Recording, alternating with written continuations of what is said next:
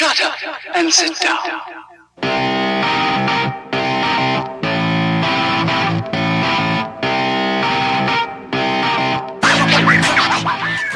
It's round 9 of the ChampCar iRacing series for 2023. We're back in the Toyota GR86. We've headed north of the border to Canadian Tire Motorsport Park for this 1 hour points-paying race. And you can tell it's a pretty quick lap around here. Underneath 4 kilometers, 2.43 miles, a lot of it at some high average speeds. And plenty of Toyota GR86s out here in qualifying right now, ready for our 1 hour race. So joining us wherever you're watching, I'm David Haynes with Alex Albert, Michael Derby, our producer. Alex, you like this track, high speed on the back straight, a lot of sweeping corners. Oh yeah, for sure. I would say the Andretti S is there at the top of the backstretch is some of the best corners in racing. Moss, a very challenging corner, and one that will invite you to go in there and race a guy side by side, but make you sometimes regret it if you push it a little too hard. I think we might see a little of that today. But overall, yeah, like you mentioned, very fast. Turn 1-2 is super high speed, and there's really only one slow section on the track, and it's very tight and tough. Exactly right. You can see some teammates working together here, as is the way around a high-speed, relatively slipstream-intensive track and car, this Toyota GR86 race car. Drake Smith there with, I think it's Kyle Robertson, and Colin Lounsbury's just in front of them on the track. It's just behind them might be Bowie Suin. Picking all of it out from the Heartland guys, but you can see there's a pretty busy bit of the track there. 6 minutes left in this qualifying session. This is the onboard perspective of the new Toyota GR86 race car. I got to sit in one of these, I guess it was maybe a couple months ago, David, and I just have to say, iRacing's done an amazing job, as always, and as you would expect with laser scanning, but these cars are pretty cool. You know, I got to pull the gear shifter a little bit, push some buttons, sit in there and be the dead weight while they set up the car. But yeah, these cars are super cool. And yeah, I think we're going to see some pretty amazing racing tonight. The brakes on them are probably more impressive than the powertrain, but I think maybe that's where we'll see some of the moves. Okay, so our drivers improving, a lot of them not at the moment. Joshua Soto is on top, and he's on top by 0.2, which is actually quite a bit of a margin around here. You're basically flat out through turn 1. You carry almost all of your speed downhill, super committed through turn 2 here. And Soto's going to back out of this lap as he sees that he's maybe not improving, and that other group of guys is coming up behind him. But yeah, and then also braking into Moss corner, and hardly braking much in the final sequence of corners as well. You really keep your average speed up around here. Yeah, I like the team paints here with the different, you know, very similar but then different colored mirrors. I like the nice touch there. Yeah, Dakota Knapp, 4th at the moment. Jake Smith's 3rd. It's John McManus, who's 9th in the qualifying order at the moment, getting the best of the assistance of the slipstream off these guys down the Andretti straight here. Yeah, he's getting the old triple team here. I wonder if his buddy is going to pull out. It doesn't look like he's close enough, or that it... Oh, he is, though. He's going to give him the big sling into the corner here. Is he able to maximize this? It looks like he's sent it. Carrying through here to the final corner. Taking this line through the final corner. Lots of curb, but back to the gas early. Let's see, where does it put him?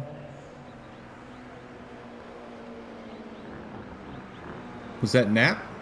McManus, I think, has jumped up to 6th from about 9th there with that. So I think that's an improvement on that lap for McManus. Yeah, very good. That's what it takes, apparently, though. A big old slingshot and that kind of cooperation. Not everyone has that kind of cooperation going on for them, I dare say. Joshua Yeah, Soto and didn't see him working with anyone. the draft is a big deal in real life. I know over the years, iRacing has worked to get it more accurate, but it's definitely a thing in qualifying.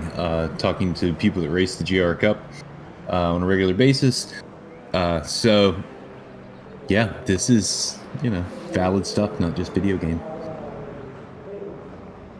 Will Nonamaker just improved to 11th, seeing a couple of cars go side by side on the pit straight here that might struggle to improve. They had a good weekend at Mid-Ohio last weekend, those fellows in red and yellow. Didn't pick out exactly who was driving for Salen's at Mid-Ohio in the winning car, but one of them was definitely a Nonamaker. For sure. I'm hoping cross paths again with them at pit race here in a couple weeks. I know that they were there last year, so I would expect to be back.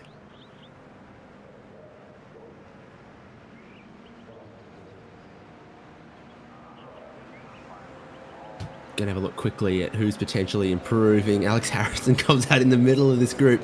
Colin Lounsbury has dropped to the back of it. And try as you might, you can't perfectly stay out of the way through. Yeah, there's really nowhere to go.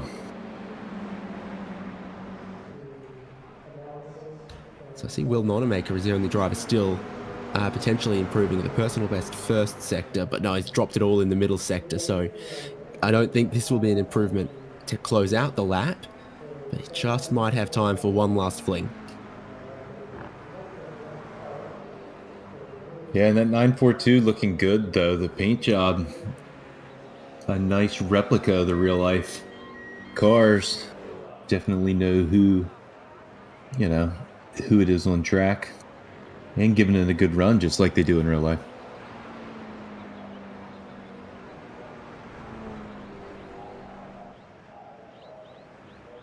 Oh.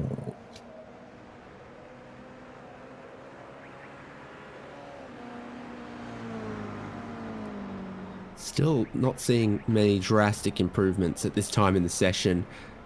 Don't reverse too far on pit lane, that gets you in trouble. Yeah, you'll spend the race talking to the steward instead of racing.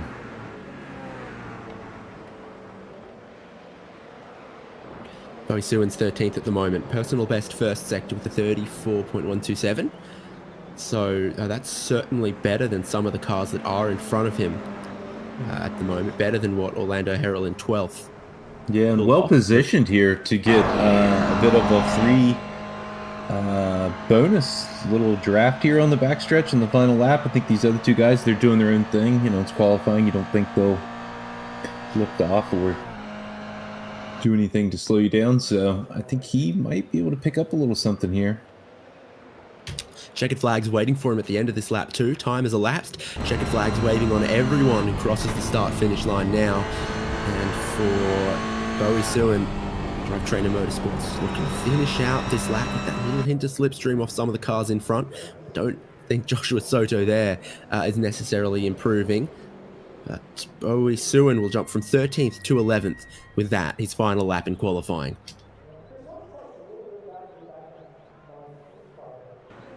It's a big train behind Alex Harrison on the back straight at the moment. I think Colin Lounsbury and then all of the Heartland Autosport guys in that position just going to see out this qualifying session at Canadian Tire Motorsport Park. And this isn't how you set pole, but it's certainly a way to test out at the end of qualifying. Not sure I'm seeing any improvement out of any of those, but that's the end of qualifying for Alex Harrison, Colin Lounsbury, John McManus, Drake Smith, Dakota Knapp, I think, was in there as well.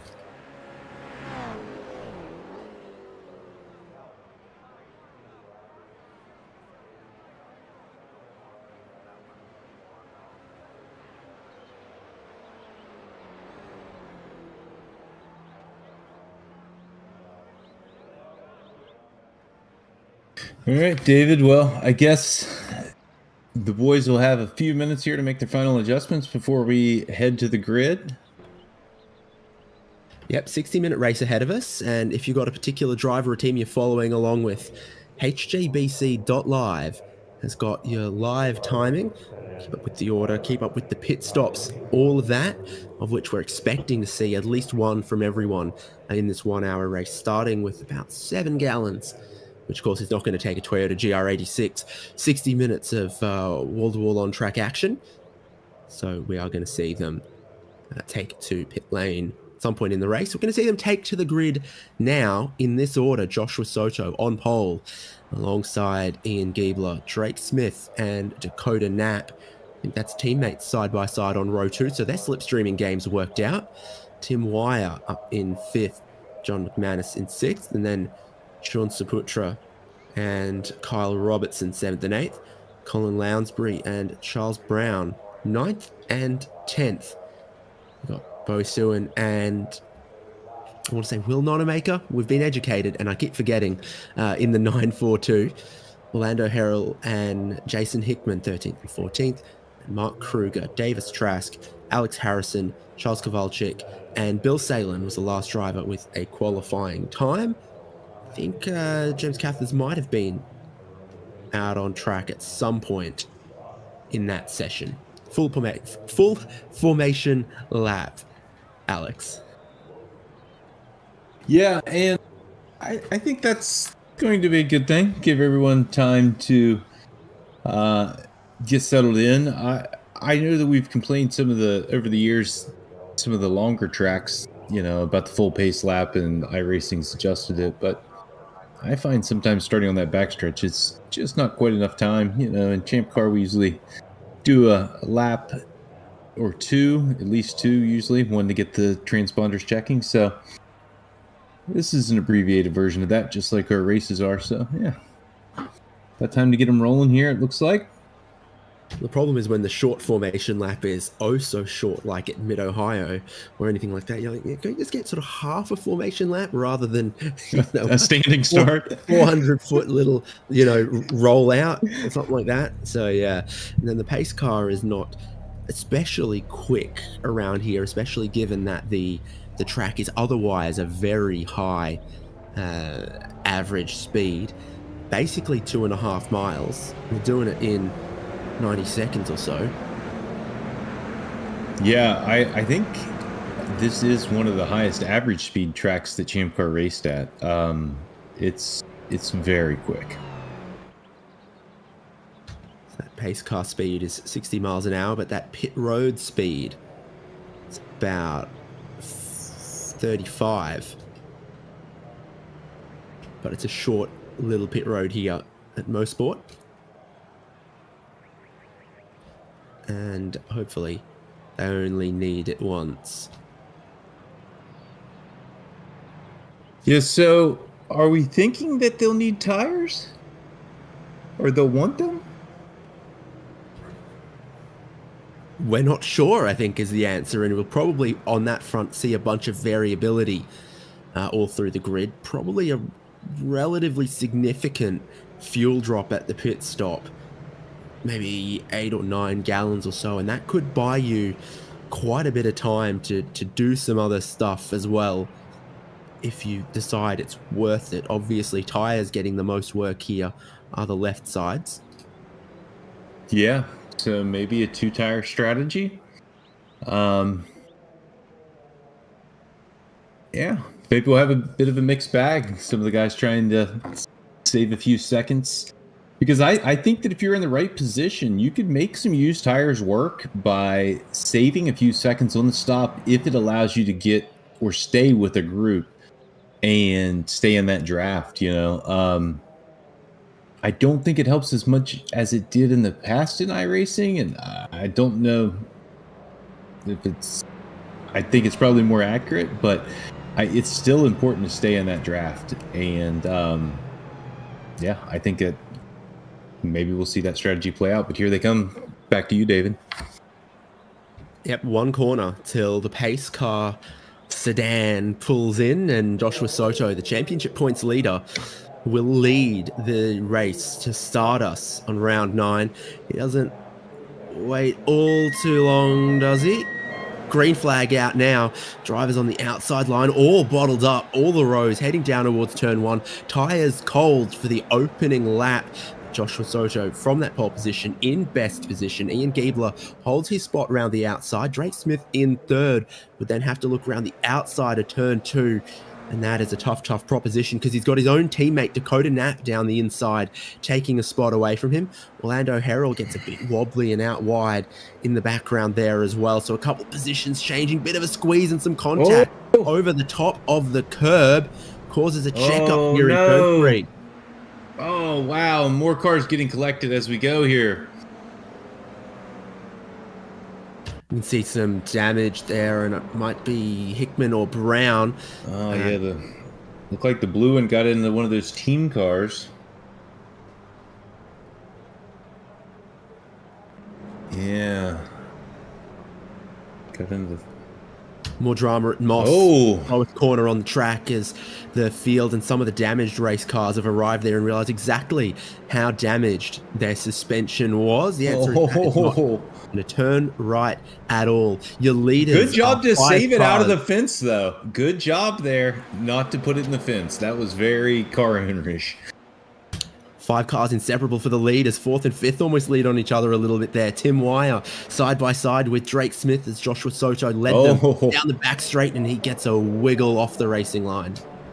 Yeah, Tim got a bit of a taste of the traction control there, I think, but he got it pulled together. Maybe he can close that gap back up, get with the lead group. So much commitment, though, through turn 1. You know, barely any slowing, and then here we go to see our 3-legged friend trying to limp back to the pits to 57.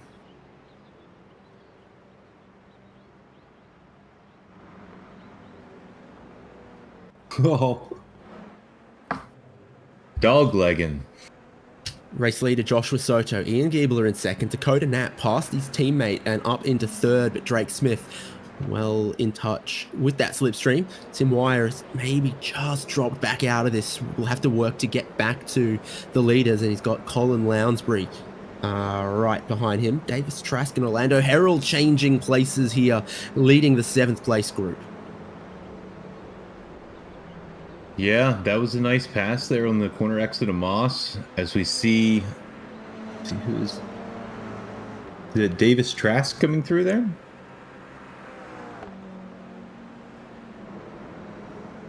Oh, here we go with another incident into Moss. The 167 just got a little loose there on the exit, but gathered it up and really doesn't look like any damage. Able to get going again. Lost a couple positions, but no worse for wear. Didn't look all that great going in. And there's Tim Wire going off background of the final corner as he attempts to push up to catch the leaders. Now going to drop back with that mistake, and it opens up a little bit more time, a little bit more space between Drake Smith in 4th and Colin Lounsbury in 5th. Looking like a 4-car breakaway at the moment. This track and this car, so draft heavy, so draft dependent, that being within 1 second of the leader and 1 second of the car in front, so important if you're going to go with the pace and the pole qualifying speed of Joshua Soto.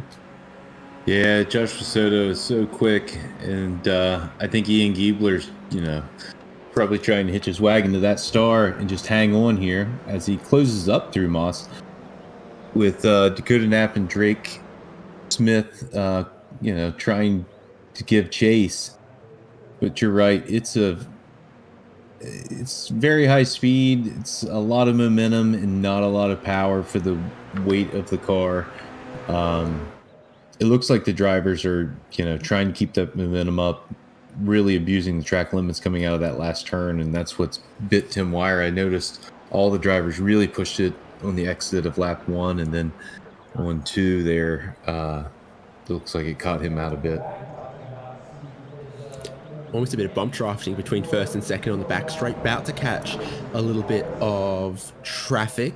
That is Charles Brown, and you see on all of these long shots, 1, 2, 3-4, and then behind Orlando Herald in 7th, there's a train of cars that is the mid-pack at the moment. Davis Trask having made some spots there as Joshua Soto continues to get up to speed and sets the fastest lap of the race again.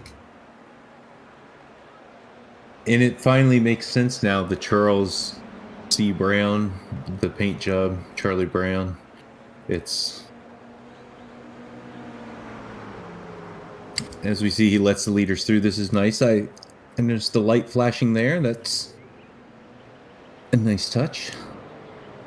Yeah, just a little headlight flash from the leader, Joshua Soto, make his intentions absolutely clear, which is, I'm going through, don't hold me up. And Giebler needs to make sure, as they go through that traffic, that he stays with the race leader, and he nearly dropped out of that slipstream from Joshua Soto, but he'll just hold on for the moment. Yeah, I couldn't tell for sure, but I think Giebler got a little bit loose there as he came to the top of the hill at Moss, and when he went to turn right, it just wasn't ready. Caused him to take the corner a bit wide, and as you can see, that's the gap, probably about 10 car lengths by the end of the straightaway. That little bit of lift and missing the apex. Looks like Colin Lounsbury's caught the group for 3rd as well. Just a little bit of grass from the leader. I think you can kind of get away with 2 tires these days more than you used to. You get all 4 out there, it is going to sap your speed as you sink into the turf. Yeah, it's interesting to see how quick the drivers catch on to the physics changes in the sim. And then also next up, that little bit of traffic for Knapp and Smith. Inseparable here on these angles, on these shots. Yeah, Smith sniffing around a bit. I don't know if he's just playing nice with Knapp because they're teammates, or maybe the draft's helping him, but it looks like he's ready to go from where I sit. Colin Lounsbury's ready to catch him. He almost took the fastest lap of the race last lap as he got within that 1 second slipstream window, and it caught him up to 3rd and 4th. They've now got that bit of traffic to think about negotiating. Tim Wire not too far behind. Bowie Suin's got ahead in that next pack as Orlando Herald's dropped back to 9th behind Davis Trask, and with Sean Saputra just behind.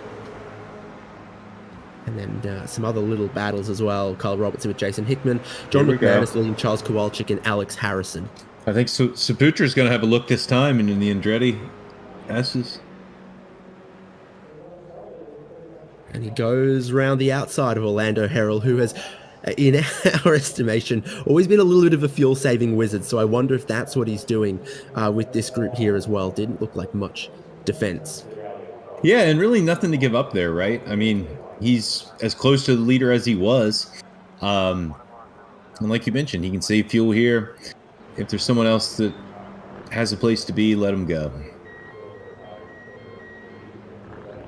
Nearly got a rough ride off the curb on the exit of turn number 1 for Saputra and some others, and then different levels of confidence in different lines through turn 2, which can be a double apex corner depending on how you take it or where you're finding the car grips up as it lands. That also kind of depends on how much downforce you feel the car has got.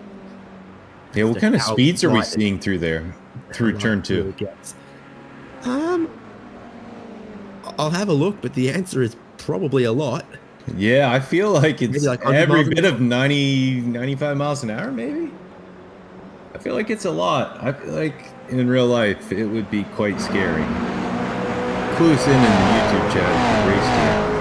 But I think it would take a lot of commitment to go over that hill with your foot on the floor. And if you have raced here, a very hearty, oh, hey, bud, to you. Yeah. Let's take her out for a rip sometimes, bud. How are you now? Bowie Suin getting a bit of a push from Davis Trask there, I think, and we're seeing some of that happen. You can kind of do that, get away with a bit of that in these cars. It's, I'm sure, something they had in mind as Toyota Gazoo Racing North America put them together, that we want them to be able to race pretty close, and if they're going to race pretty close, they might try to bump each other like MX-5s do. Colin Lounsbury's looking for 3rd place, so he's worked his way through these cars here, past Drake Smith now, around the outside. Oh, lots of commitment. Lots of commitment. And trying to catch up to Dakota Knapp as well. And that takes a lot of courage on this layout. Modern day, that's all paved out there. But, man, he really committed. One dropped wheel into that grass, probably taking a ride. Nice commitment. Slipping around the first teammate, going to work on the next. Nice keeping up the fight here, though, Drake Smith. Oh, bit on the curb. Oh, in contact. Oh, Smith goes around.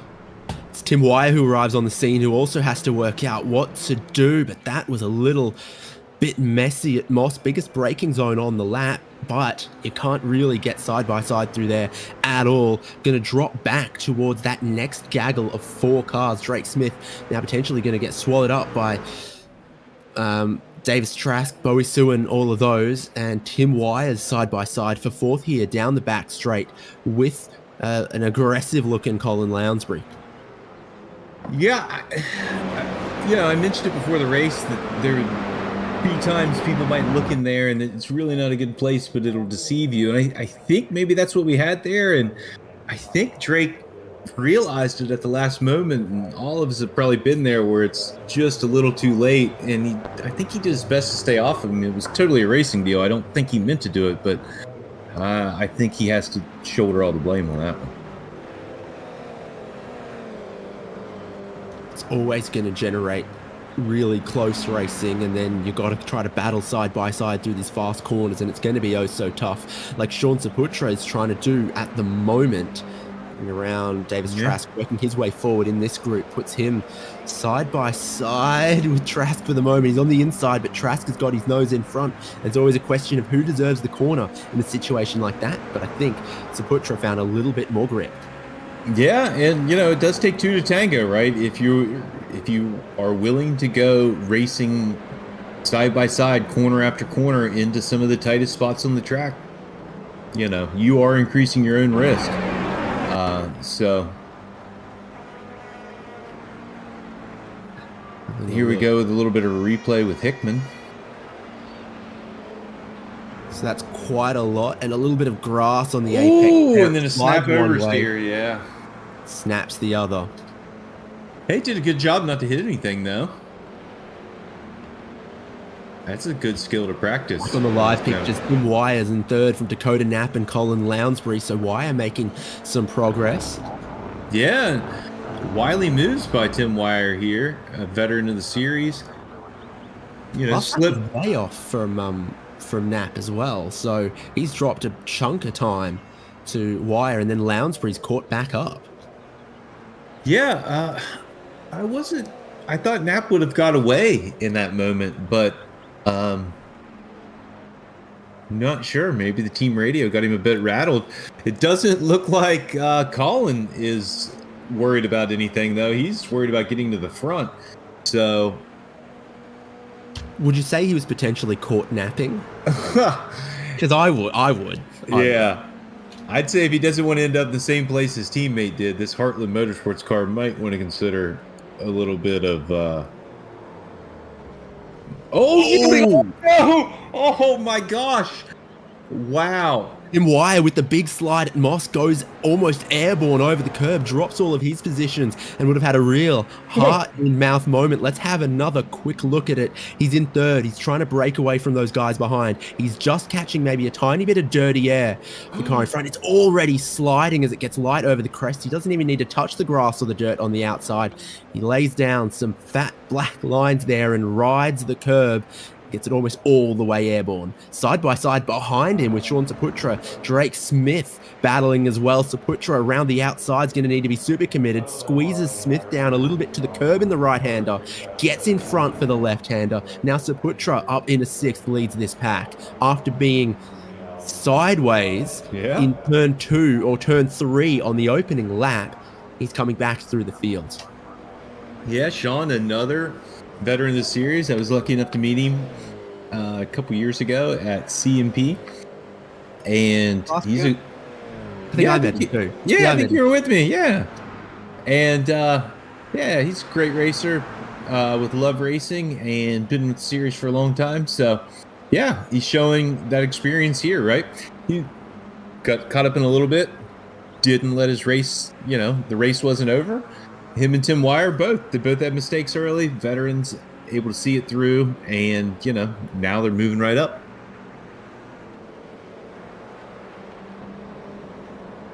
I think Lounsbury is hungry today, and I don't think he's looking to save fuel. Commentators curse on Saputra. Yeah, absolutely. What's happened to him here? Has he done it himself? It just seems like the rear of the car super loose in that part of the track as they go in. If you try to carry too much speed, there's a couple of cars and the tails just sliding out from them as you hit that tabletop section. Oh yeah, I don't want to be in the paddock for the drivers' post beers, because I'm sure there's going to be a lot of complaining about the setup. Someone needed a couple more clicks on the rebound or something there, because everyone's struggling through it there, it looks like. But as the great Kimi Räikkönen said, same for everyone. So we're just going to have to manage it, just like a Champ Car race, till we get to the end. And we see Lounsbury moving on up, hungry for the front.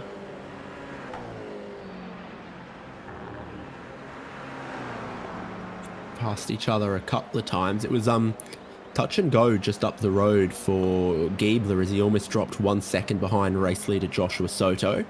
Soto maintains the race lead for the moment, but it's come down to sort of half a second here where Giebler absolutely can think about trying to out-strategize him when they come to the stops. Sean Saputra has stopped, and I'm not sure it was for any great amount of damage, though he might have ended up grazing the wall at Moss, but that car looked like it was up on jacks. Yeah, I feel like after 2 incidents, maybe flight incidents, it's probably worth going ahead and bringing it in, knocking the grass out of the grill, and finishing out the stint. So he comes back in 17th place. Knapp gets right up to the bumper of Lounsbury. This other group that's been so good in the mid-pack all race long. It's now Drake Smith from Bowie Sewin, from Davis Trask, from Orlando Herald here.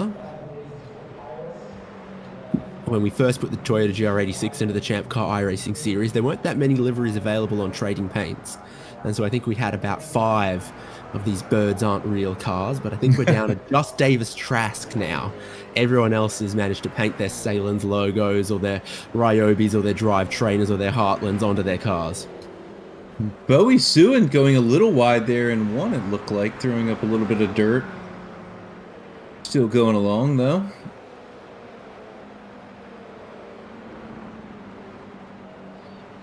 Tough battles here in the mid-pack, though. Lots of good racing up and down the field. Oh, here we go. Alex Harrison. Yeah, Kowalczyk ahead of Harrison. There's another Trading Paints showroom special for Harrison. He's badgering Kowalczyk, and both of these guys are up some positions in this race, 7 and 5 respectively. Oh, road almost runs out for you there, buddy, Alex Harrison. And he keeps it on the pavement, though. Yeah, it looks like he's going to need to maybe get a Copart and get him a spare car, or at least for the body panels after this weekend. Nose has had a crinkle, that's for sure.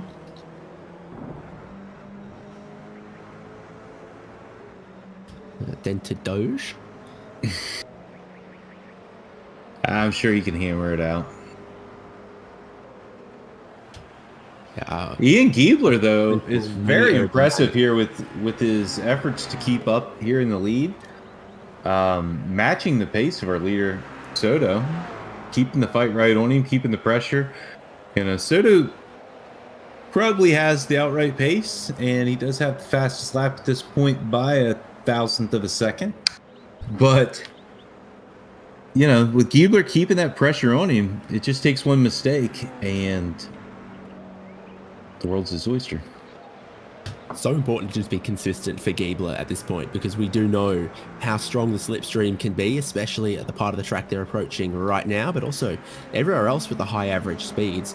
So just no mistakes, and you'll hopefully be able to go with the race leader. As he comes onto the back straight, the Andretti straight here, about 6 tenths behind. He's already 4 tenths back. And just to give a little Shout out there to a sponsor, Honey Bee Base, I think. Is it there on the quarter panel? Can you get that in, producer? I've seen that sponsor on the Salins car before. I think that's a related company. And so that's, probably not just off the rack type of paint. So, yeah, honeybeebase.com, I think. Support them. Yeah, the Giebler livery is the same base pattern as the Salins, but he's got his own sponsors on, but he is buddies with those guys and races with them. Yeah. It's got Summit. So good on him, and I guess maybe he might be sponsored by Summit, or maybe he's a dealer of parts. I know some other ChampCar members that wholesale through Summit.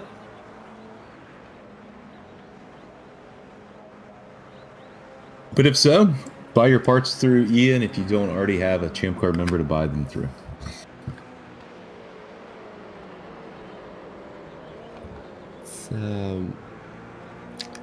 Staff rostering or payroll or something for Honeybee Base. I looked into it and it's scalable, so it can grow with your company as the model. How close is this now though? Soto's looking defensive for this race lead all of a sudden. That's not his normal line. Yeah. No, I think is Soto maybe trying to save the gas, right? Because he knows Giebler's sitting there and can lift and coast. Is he just kind of playing the game, saying, we're going fast enough? I need to get the radar gun on them at turn 2. Yeah, let's do that. Can we ride along? I'm watching so that's 100 miles an hour through turn 1. 105, 110. I think that's the best part of 105 miles an hour over the crest at turn 2. Dakota Knapp, who was 3rd or 4th place, he's pitted. So I think that's tactical from Dakota Knapp. We might see a couple of other drivers get closer to it this lap as well. Yeah, I'm trying to think of a turn that I've been through that I can compare that to, and I'm not sure that I can think of one. South Bend takes a lot of commitment, but it's not 105 miles an hour with a commitment, at least on the ChampCar. Teammate to Dakota Knapp, John McManus, also pits this time around. Again, hjbc.live has your live timing, including your pit stop and pit lane times. Knapp is back out. Leading car to have stopped at the moment was battling Lounsbury for 3rd. Now Lounsbury's been caught by Tim Wire, so we've got to keep in mind that that's Dakota's battle. It's for the podium at the moment, and boy oh boy is Lounsbury and Wire battling. Wire gets in front down the back straight. It's funny because one of them's called Wire and the other one's repping Cordless.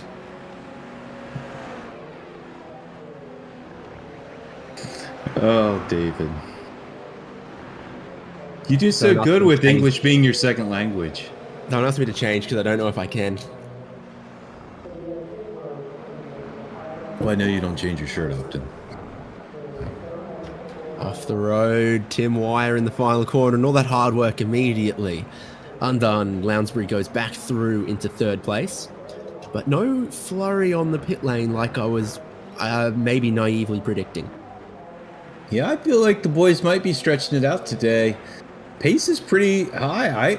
I feel like these guys are racing hard enough for 1st and 2nd and 2nd and 3rd that I don't see them taking tires. If it's quicker to take just gas, I feel like you have to, right? I don't know what the tire give up is like, but looking at their last lap versus their best lap, the leader's not giving up much, and neither is anyone else in the field. Looks like it could be Bill Salen. Is it 943? And it is. Yeah. Oh, nice job. No, collected it up. Didn't hit anything. Let the leaders through. Well, so yeah, he saw that. He's like, okay, well, what am I rejoining into? Better leave those two alone. Yeah, and that's the experience Bill has there behind the wheel. He very aware there. Oh, From the There lead, goes the leader. Joshua Soto pits. Ian Giebler stays out. So critical laps for both of them here, and critical to see what Joshua Soto ends up doing as he goes all the way to the end of pit lane. That's the pit stall that gets given to the pole sitter right at the exit. And then in order, so second on the grid is behind him. And then He he missed the it. pit stall. He has to roll forward. He wasn't completely and perfectly in the box. Has to wait a couple seconds before No the tires. crew start fueling him. But that's right. The car stays on the ground. No tires. Oh, here we go. Wire and a couple other leaders coming in. Yeah, Wire, Smith, Suin, and for Joshua. Oh, here we Soto, go. Did he stall? Flo getting it going as man. well. First gear is really tall in these cars as well, Yeah. given it the racing sequential box, not the road car sort of H pattern. Tough getting away from a red light with this thing's first gear without grinding the clutch a bit. Oh, for sure. He looked like me trying to pull off. Oh, man. Kruger tuned. Mark Kruger in the pit lane as well, also having a little bit of trouble finding his pit crew and his pit stall.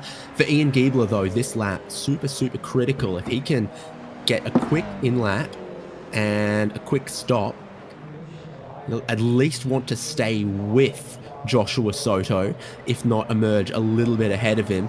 And he's heading to pit lane now. One lap later, Ian Giebler in pit lane, slowing it down to 35 miles an hour. 35 miles an hour, slow pit lane, and he's heading for the second pit stall near the pit exit. There's Mark Kruger just getting going. Yeah, Mark, another great Champ Car racer that we've got to meet, or I've got to meet over the years. Tires for Giebler. Okay, Oh, no, the this is- strategy between first and second. Car goes up on those air jacks. I didn't know it had air jacks because it mainly does sprint racing, but I guess they fitted everything from the parts bin special of sequential gearboxes, pit lane speed limiters, all of that. Will it be a quick enough stop though for Giebler? 22 seconds and he's away. Oh, So it is. He'll be ahead of Joshua Soto, but he might struggle on these new tires. Here comes Soto on the older but warm tires through turn one at speed. I think what's key now for Giebler is that for the next lap or so, he doesn't throw it off the road. Right, yeah. I think you just maintain the lead for 2 laps or so, right? Then don't let him by here early. Oh, of course he attacks early. You got to keep up the fight here, I think. He gets by. Stay in the draft best you can. Don't send it off like you said. I called him a wizard. Orlando Herald goes 1 lap longer than everyone else out on track at the moment, and he scored in the race lead. Joshua Soto and Ian Giebler, second and third, will assume the front of the race shortly. Charles Kowalczyk, Alex Harrison, Jason Hickman also all on the lane at the moment. Critical for Giebler to stay within a second for the moment. And Dakota Knapp's early stop sees him in third, but only just ahead of Lounsbury and Trask in a 3-way fight for the final step of the podium here. Really, really quick stop from Davis Trask. He wasn't with these top 3. Now he is, and they've dropped Tim Wire, who was previously in that position. Yeah, maybe he nailed it on the mileage, but being that short, usually most of these guys sharpen their pencil about the same, and it looks like 21's about as sharp as you can get. He went 19. Any shorter and he'd be the 8th dwarf for Snow White potentially, but he's in a great position here. He might be able to make it work. To save a lot in the back half of the race, and this second stint after the pit stop, significantly bigger portion of the race than they all sort of stopped after 25 minutes with now 35 to go in the back segment of the race. You can save and you can save, and you might be able to make that number work around here. In behind Lounsbury and Dakota Knapp, who both seem like they're pretty snappy, quick drivers. Team orders for Tim Wire to get him past Bill Salen, who's just exited the pit lane. Yeah, let's see here. Tim with his stop, 22. So right there in the middle of where everyone's at.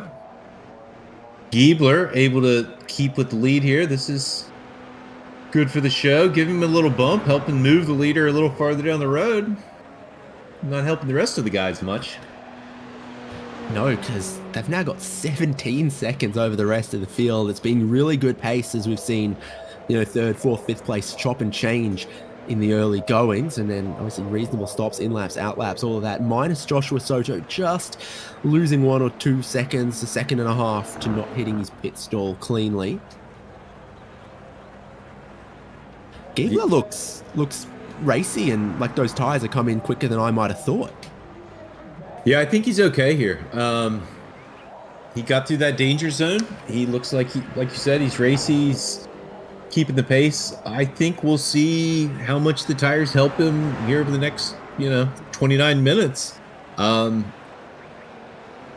It may not be much right now, but I think, the payoff will be towards the end, and maybe it'll be enough, right? These guys have been pretty close. Don't remember the gap in qualifying, but, on best lap, they're 1,000th of a second apart.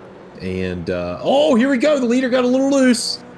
Soto with the Moss slide, and that compromises his run off Moss corner onto the Andretti straight here. Giebler will once again stay right with him. Yeah. Yeah, Giebler doesn't seem to be in a hurry, It's right there, You don't need to go anywhere else. It's not way up the road. Just stay here, save your tires, save your gas, and, maybe watch him go off, because you can't run away from him. Has got a problem. Oh, no. Not our buddy. Oh, no. Oh, no. That left... We're about to see something for sure. Heading down towards Moss corner. It's pretty clear in front of him. He's pushing, trying to catch that next three. He gets that slide, and... as he grips the curb, it puts him on his lid. Turtle on its shell. And that's so costly for Tim Wire. Yeah, I noticed that left front was turned in pretty far, so probably going to be a bit of repairs if he hasn't already used his fast repair. Man, Giebler keeping it nice and tight there. Giving all Soto wants for the pressure.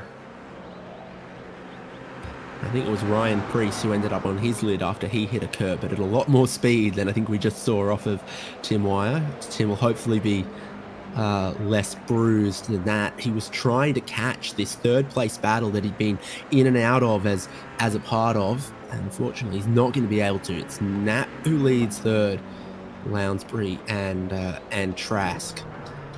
Birds might not be real, but low fuel is. He had a super short stop to catch this group. And Trask might need to save if he's going to get to the end. Yeah, I think Lounsbury, he doesn't seem to be as eager as he was early in the race. And I think perhaps his crew chief has ran the calculations one more time and told him maybe we need to save a little. Of course, most of the field nowadays, with iRacing having a built-in auto fuel calculator, are probably reliant on that, yeah? I guess. I haven't asked anyone lately, but you've got options between JRT, crew chief, iRacing's thing, running the practice race the week before and just noting and jotting that down. Alex Harrison gets the curb on the way in. That's led some people into some slides before, and he holds on in his battle against Charles C. Brown. Oh no! Drama at turn one. Massive drama at the exit of turn one as Dakota Knapp will be next to end up on his lid. Yep. I think might need time for code 35. Oh, a bit of a net code there. I think the curb did it. I think the curb did it. Was it? I think he's gone out wide. Outside tires on the grass, inside tires on the curb, sent him into a slide, steered back the other way, which has sent him to the concrete wall that is very, very close in that section of track. And the steering box must be very quick in this car. I've noticed a lot of drivers with the snap oversteer when they go to correct, just overcorrecting, and yeah, it's typically just a faster steering box than they're used to. Is the leading group. 1 second between Joshua Soto and Ian Giebler. Giebler trying to stay with the lead. Yeah, what happened? On the fringes of those coattails. And do we have a bit of a mishap here? I would take a guess. Oh, it looks like we did there, right in the middle of the lap. I see a red spike, I think. I would guess maybe going into Moss with a bit too much speed, having a slide there. That seems to be the easiest way to have a little bit of a whoopsie around here. Yeah, agreed. And we've noticed so many drivers having trouble through there. Boy, the crew chiefs are going to get roasted after this one.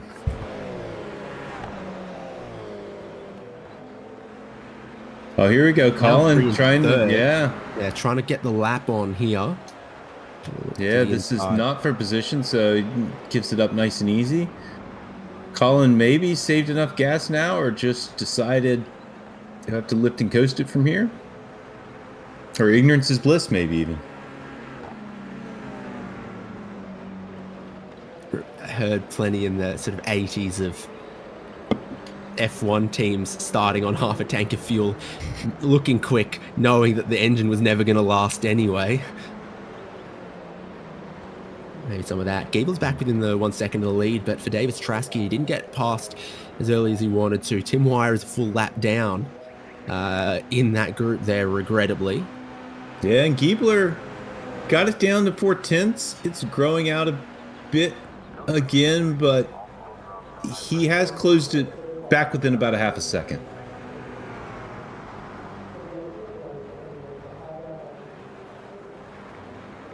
So Giebler's not given up the fight yet with 23 minutes to go.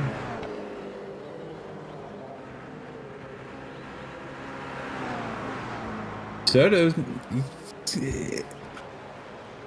I assume he's the points leader. I know that he runs very well, and a millimeter, an inch, half an inch from the grass just there. This is the points championship standings. Oh wow! Roto, I'm Tim White, Trask, Ian Giebler. Yeah, I know, right? Look at you.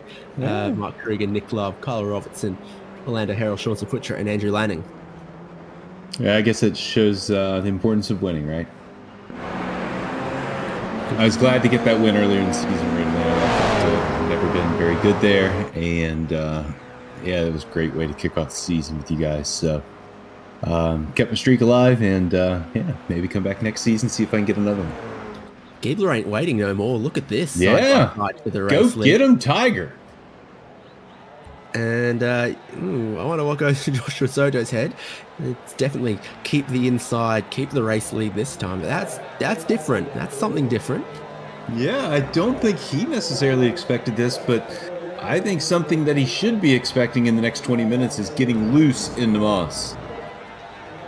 With these worn tires and all the trouble that some of these other drivers have had, his talent may have masked problems of the car up until this point, but the tires are not going to be his friend as we get to the end of this hour.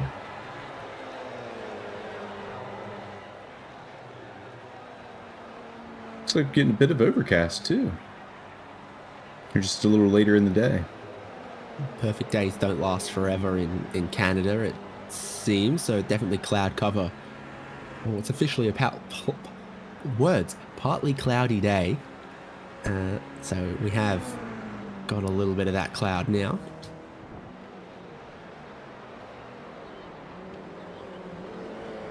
Yeah, it looked like a bit of a slide through there.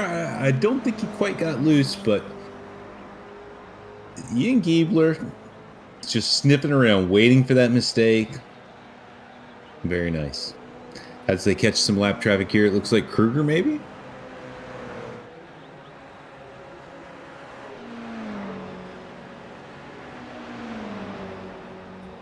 There's Mark Kruger of Kruger Tuned, and he's on song. Yeah, and they have a couple of cars in the ChampCar series. So I know him and his brother, and I'm not sure who else is involved, but I know they have a couple cars. And he's opted for that big tire rack banner, whereas it's a little more subtle for our race leaders than most of the other cars up front. Yeah, he had to get the one from Bill at the tech shed. He didn't bring his own, so you get the banner of shame with the giant letters on there. cut it down a size. It's like when you have to draw your numbers on instead of having the pre-printed ones. Tape on the door, classic. Hey, but you're racing, right? That's right, that's right. He knows what's coming up though. Mark Kruger and our leaders go through. Now out to 20 seconds over third place. There's been far more consistency out of first and second than third place. We had Tim Wire in that spot, then we had him on his lid. We've had Colin Lounsbury in that spot and then off the road, and Davis Trask now up into fourth in the third place battle, but with less fuel than anyone else out on track. I think the real measurement is less than even Orlando Herald. Yeah. Who went the longest? Yeah. I don't think it's over yet for this battle for third. And I don't think the battle for the lead is over. In Wire, they're making a move. Yeah, Tim Wire is actually now battling Jason Hickman for 15th place at the moment. So more people, most drivers are in battles, and not many aren't. Only Orlando Herald, Sean Saputra, Alex Harrison, Mark Kruger are alone at the moment, because Wire's passing Hickman for position. Further up the road, Charles Brown and Kowalczyk are fighting for 11th. Bowie Sewin and John McManus have just changed places for 8th and 9th. Drake Smith and Kyle Robertson battling for 5th and 6th. Colin Lounsbury and Davis Trask for 3rd, and Joshua Soto and Ian Giebler for the lead. So everyone who's come out for the Toyota GR86 at Canadian Tire Motorsport Park just about has someone to battle, even at this point in the 1 hour race. Yeah, and I think you just made the point that I was wanting to make, is that if you're on the fence about coming out, go ahead and come out. There's going to be someone for you to race, and only one guy's going to win, but it's just as satisfying if you battle for an hour with someone for 17th place, and it gets the juices flowing just like the real deal. So come on out and join us, or join these guys, and maybe win some ChampCar bucks to help get you out on the track.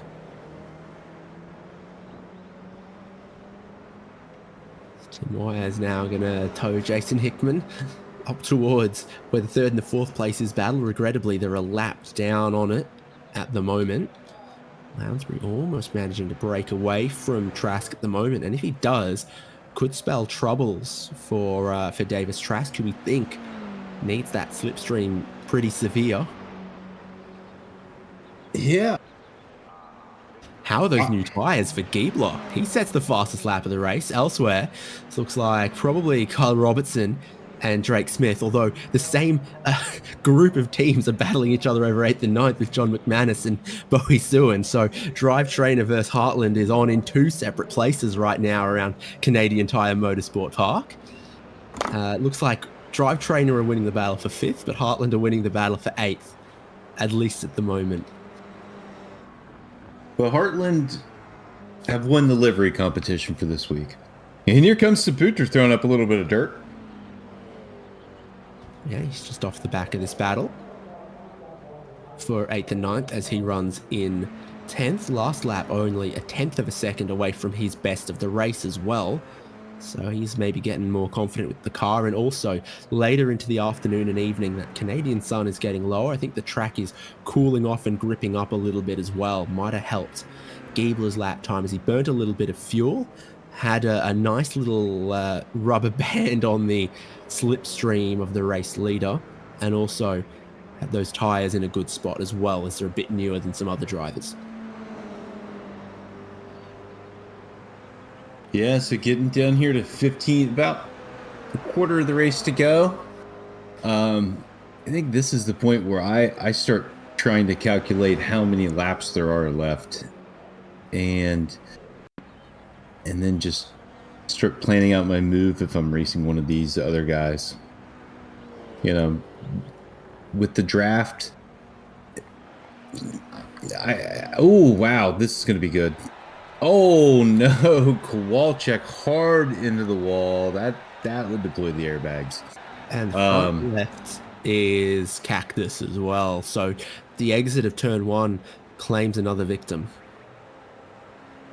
Yeah, wow. So like I was saying here with, for instance, with Giebler and Soto, I think if you're Giebler, at this point, you have to start thinking about how many laps there are to go. Maybe about 10, right? Doing about a minute and a half laps. What lap are you going to go? Soto knows it's coming.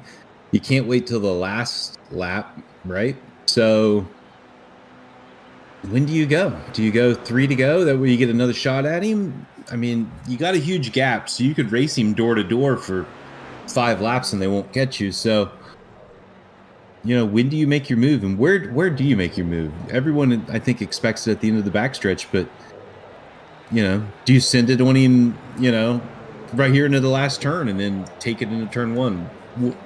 How say you, Dave?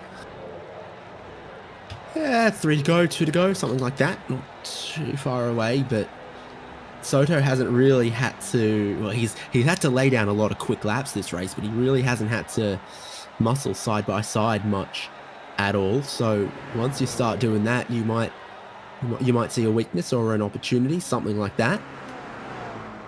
10 to go is what I'm expecting, with almost 15 minutes left. So still lots of opportunity because they get around the laps quick here in this car and around this sort of just underneath 2.5 miles at a high average speed, almost 100 miles an hour.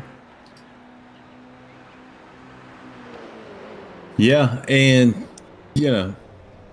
with Davis Trask and Tim Wire and Ian Giebler all right there in the points battle together for second, I think we're going to see a bit of a shakeup with Wire having a not so great week. Looks like Trask and Giebler, if everything keeps together, going to have a pretty good week. So I think we'll see a bit of a tightening up there as Harrison becomes a bit of a Milkaduno here for the leaders.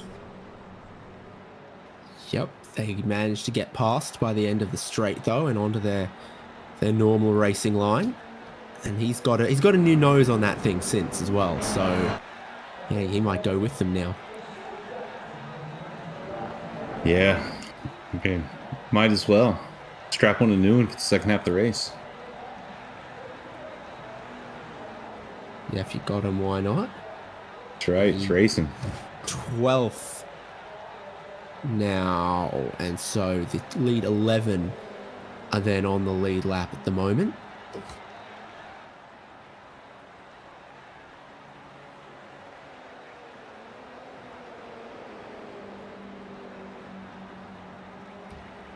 Yeah. 15 seconds behind Charles Brown in 11th, so need a bit of a rocket ship ride with these leaders to catch him if there's no mistake there. This would be Robertson in front of Drake Smith, 5th and 6th. Yeah, it looks like Trask is falling off a little bit from Colin. Yeah, I think Robertson and Drake and Smith are going to catch him, actually, the way it's going for Davis Trask. Really having to, I think, soft pedal it at the moment. This is that group 5th and 6th, not all too far behind. And bearing down on him about a second a lap. Soto and Giebler side by side. Soto holds on to the race lead. Okay, maybe he's starting to think about it, Ian Giebler. Yeah, I think if I'm Giebler and I have the tire advantage, start pressing now, right? Force him into a mistake. Just start taking looks every corner. You have 30 seconds. You can both go off and get it pointed again and have another go.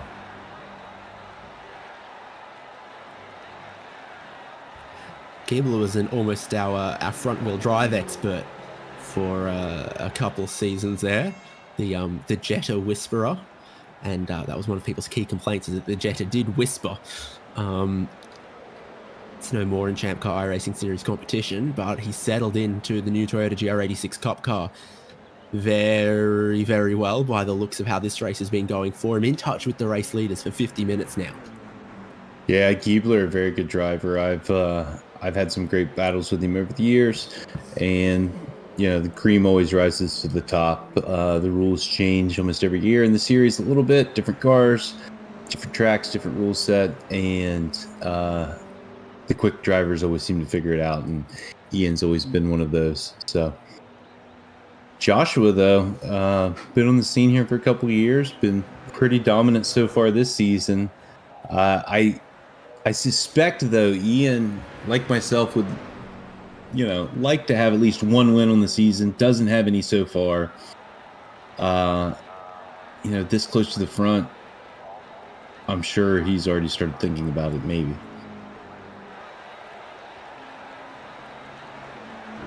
I can be the devil on the shoulder, and you can be the angel, David.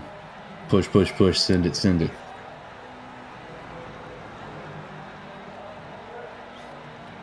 So what else is going on? I think Sean Saputra has caught John McManus and Bowie Suin. For 8th here. So, McManus leading them one way, leading them the other down the straight. Suin notices that Saputra is arriving. Too wide to the end of the straight here. Saputra goes and picks and chooses his buddy in his lane. But around the outside, Suin's going to hold on to it to have the inside on McManus at the next corner. Still side by side through this final complex. And holding on, John McManus, and Saputra get the run at both of them. He's going to look to take it 3 wide. The lane closes up, and maybe his little shoulder angel had a whisper in his ear. Yeah, or Nicholas Love in his ear, maybe. Maybe that's his shoulder angel, the team boss. But yeah, it almost looked like, oh, wow, slipped right in front. Almost like an official race. These 3 drivers within, I don't know, 50 iRating of each other, and all battling it out. So, yeah, it's pretty cool how it all works itself out like this. And even after an hour, we're all within a couple seconds.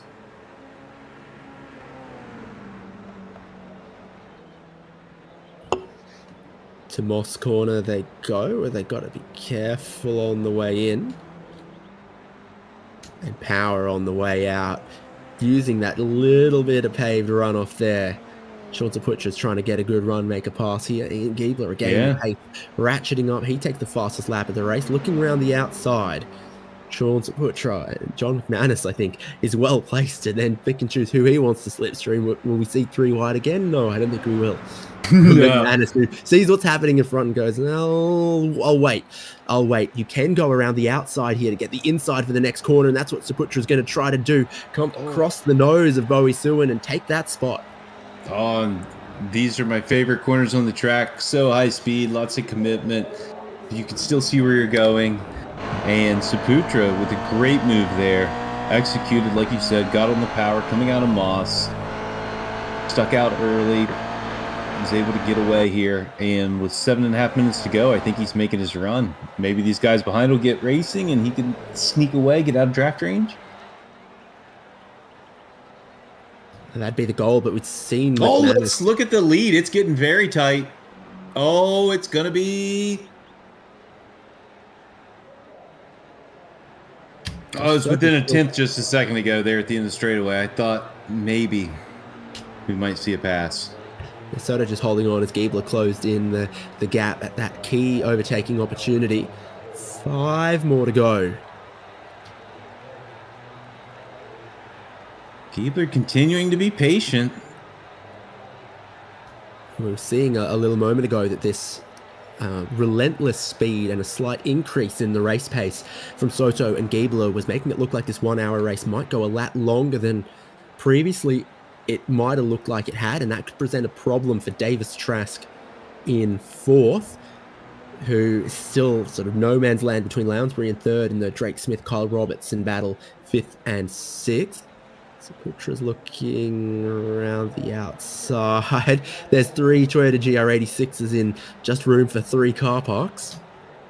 I mean, if Trask makes this work, he nailed the lane. Yeah.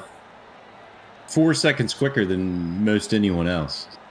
His, in to out time.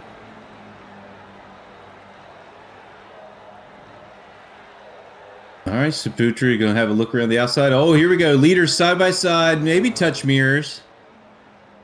Giebler with his nose in front now, squeezing Soto a little bit to the right-hand side of the track, opens it up as they go over the final crest into this final sequence of corners, and Soto carries in mega speed. Giebler drops in behind. We're starting to look, can I get a run here? If I go this side, will I be able to pass him? If I go this side, will I be able to pass him? Soon to be just 5 minutes left in this 1 hour race. Wide out the final corner for Soto. Giebler right there has watched him race and watched him lap and lap and lap for the last 55 minutes.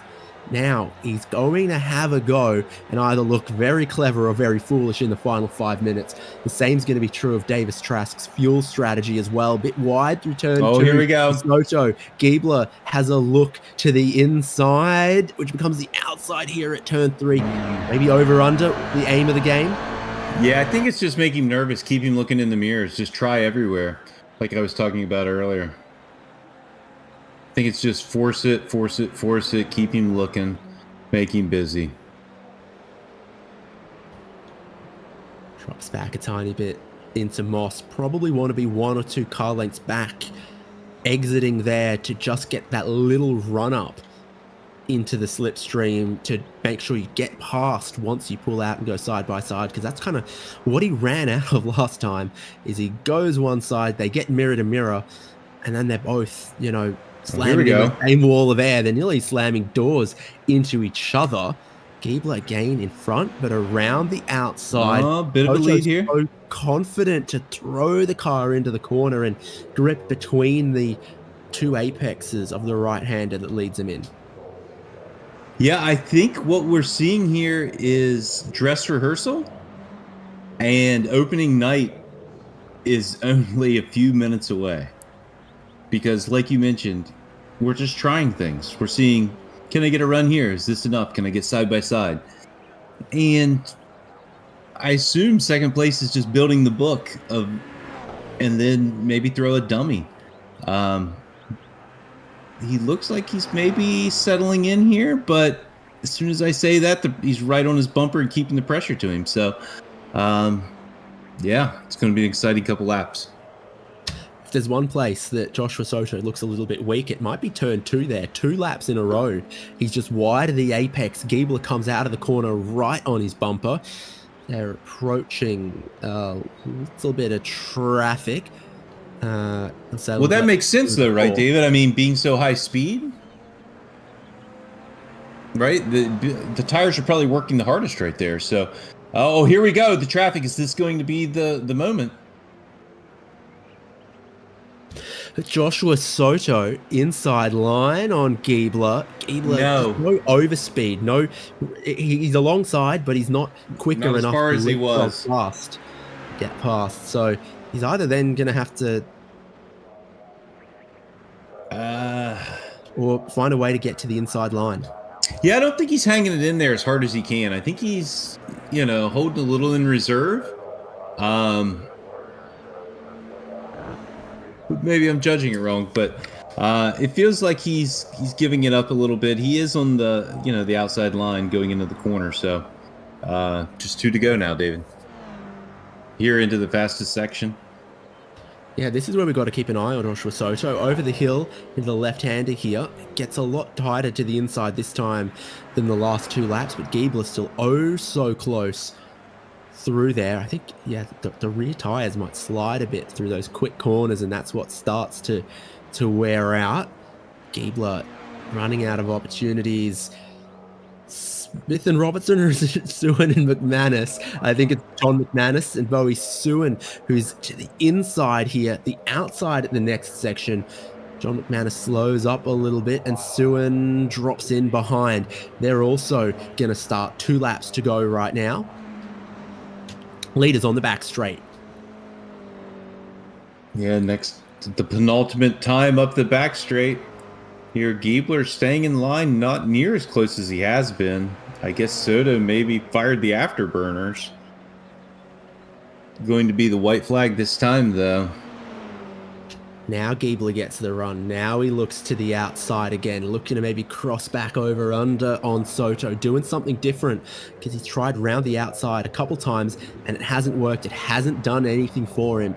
Less than a minute on the clock. They come out the final corner. The white flag is waving, and with 2.43 miles of racing still to go at Canadian Tire Motorsport Park, Ian Giebler's going to have to throw everything at the championship leader Joshua Soto if he's going to wrench a win away. Yeah, here they go to turn 2. Lots of commitment, trying to hold tight to the apex as our leader pushes out a little bit. I think this is going to allow second close up.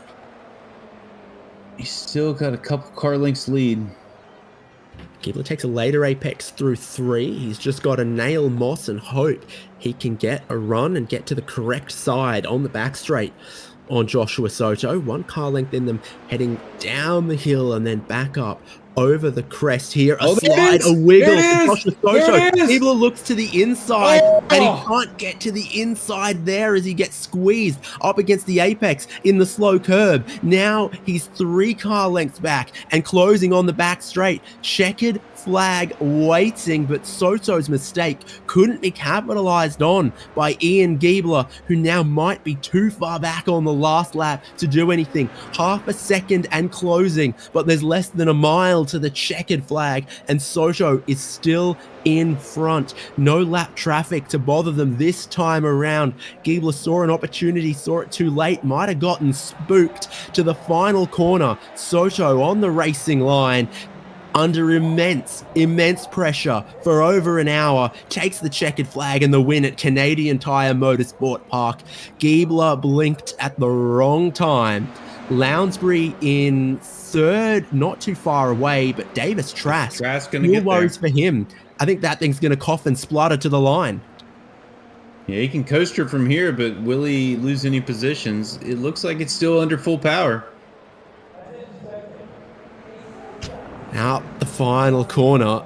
He gets the right of the curve. Oh, no, it's going to run out now. He pops out the final corner, and the position is stolen from him. Drake Smith grabs 4th between the final corner and the checkered flag as Trask hit the needle on empty in the last 100 feet.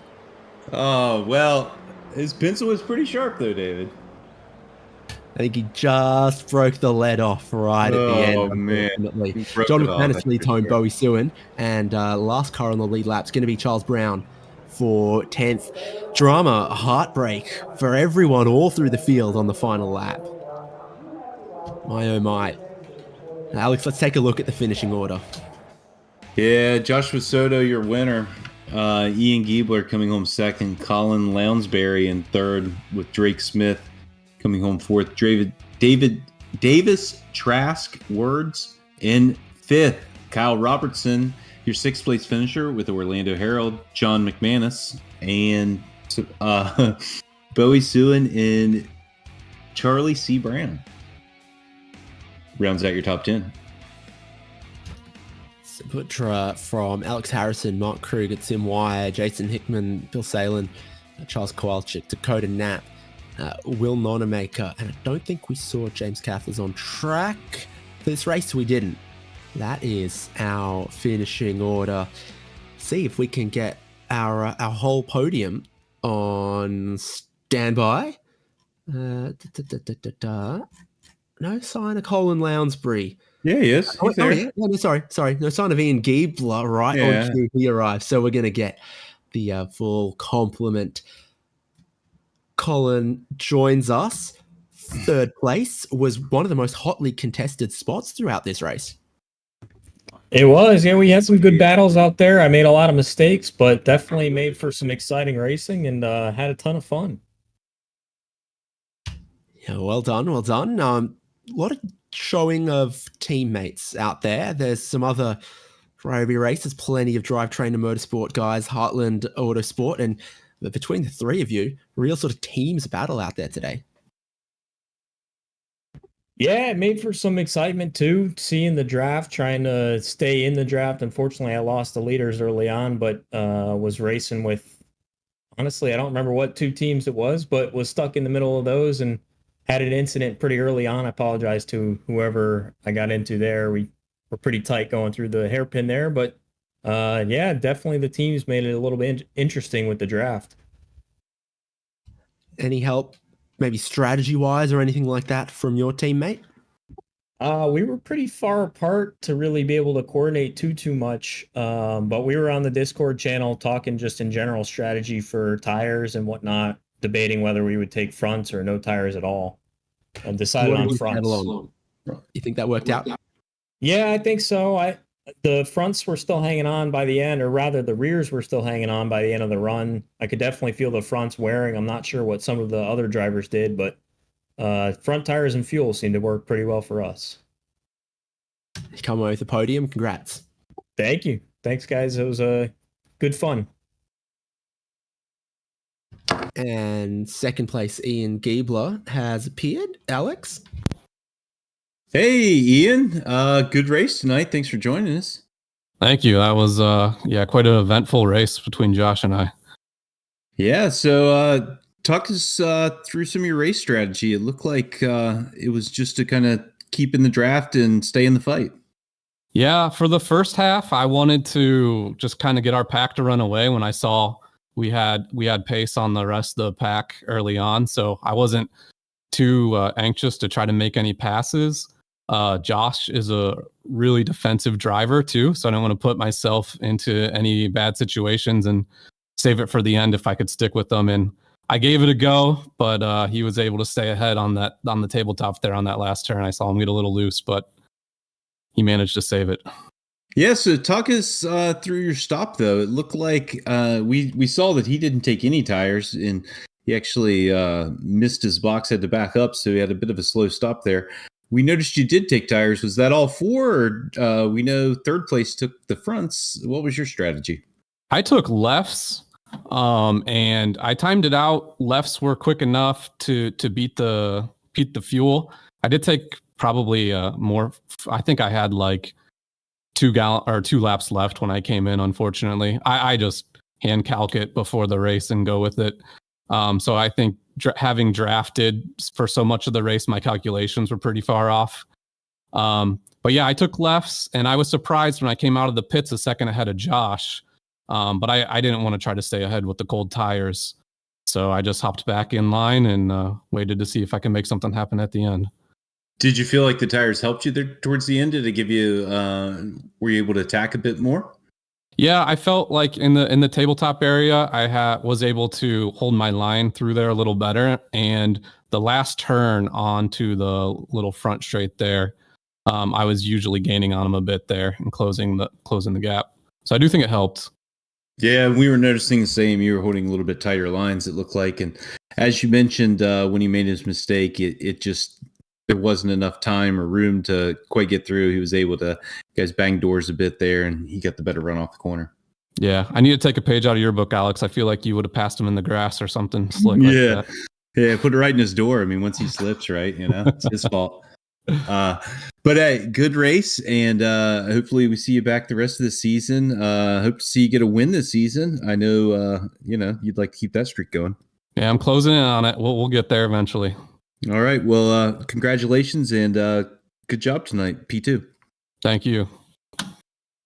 All right, and that was our second place finish, or Ian Giebler. Yep, and our winner standing by, Josh Soto, is going to join us.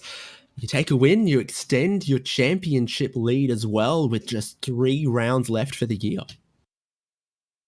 Oh yeah. Yeah, that, man, that was such an interesting race. That entire time was just like just maintain the pace and just try to not make a mistake going up Moss, and it got a little sketchy sometimes, but yeah, we ended up getting the win. It probably says Summit backwards as a transfer print on your rear bumper from Giebler's front bumper. Did you feel like you were working together in the early stages, or was it just all falling apart behind you and you guys were battling and getting away? Oh, no, we were definitely working together. Yeah, Ian did a great job of occasionally when I would make a mistake, he would like bump draft, and that really helped us, extend a gap from the rest of the field, especially at the beginning, when everybody's like kind of still learning the track and things like that. So it really helped us later on in the race, and then we were just able to learn more of the track, and then start setting more consistent laps. Bit of talk about tires. You went for none. Giebler went for some, and throughout the field, everyone else was sort of tossing up the value of them. How did you find it? I remember when I had did the 4 hour endurance race in this car. And it seemed like the tires didn't really drop off like they do in other cars like the Miata or just other cars in general on this game. So I just ended up just seeing if the tires would hold up, and they did. So yeah. Also, I don't know if there was like an update on the tires, so I just didn't want to risk it. I just just decided to just take the risk on the tires just staying the same, and ended up working. Absolutely, it did. Another win to your book. A couple weeks till the next round in the Ford Mustang. We're going to see you there. Oh yeah, most definitely. Looking forward to that race. Is it the one at Sebring? Road America. Road America? Oh, okay. Okay, yeah. Definitely looking forward to that race. Well, congrats to you once again, winner at Canadian Tire Motorsport Park. Yeah, thank you so much. Oh, and also, I just want to give a few thanks. Thanks to ChampCar, for sponsoring this league, and thank you to you guys for for broadcasting, and also thanks to TireRack.com. Beauty, catch you around. All right, thank you. We have spoken to all of our podium after 60 minutes of racing at Canadian Tire Motorsport Park for round 9 of the ChampCar iRacing series. Joshua Soto, he had the pole, he had the win.